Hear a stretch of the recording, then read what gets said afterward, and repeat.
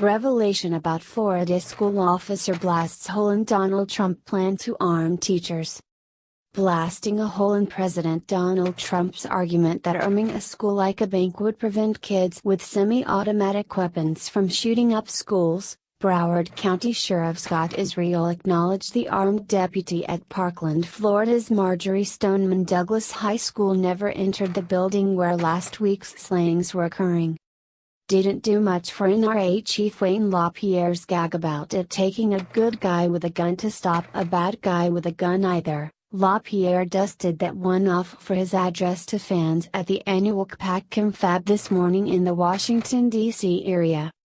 Trump is scheduled to speak tomorrow at PAC, during which it had been expected he'd try out his arm the teachers plan he has been pitching hard since Wednesday's listening session with survivors and grieving parents of various school mass shootings. His plan had not gone over well with that crowd, whose attendees represented Marjory Stoneman, Sandy Hook Elementary School, and Columbine High School, where two students slaughtered 12 classmates in Littleton, Colorado in 1999. Ushering in our country's school semi-automatic weapon mass shooting era. Since Columbine, it has been standard protocol for authorities on site not to wait for backup or reinforcements, but engage the gunman immediately and disrupt the spray of gunfire. Instead, the deputy who was on duty at Marjory Stoneman on February 14, in uniform and armed, chose instead to stand outside the building for at least 4 of the 6 minutes it took the gunman and to dispatch 17 former classmates and school staff, a distressed Israel told reporters Thursday afternoon. Scott Peterson, who had been the school's resource officer since 2009, should have gone in. Addressed the killer. Killed the killer, Israel said. During another listening session on gun violence at the White House, Trump insisted letting people know there are people with a gun at a school. You won't have these school shootings because people are cowards.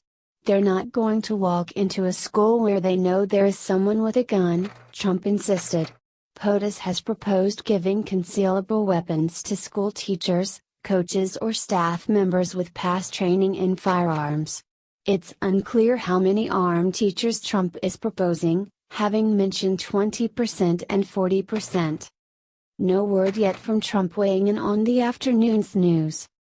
Israel, however, told reporters he was devastating, sick to my stomach, there are no words, when asked how he felt about his officer's response to the situation.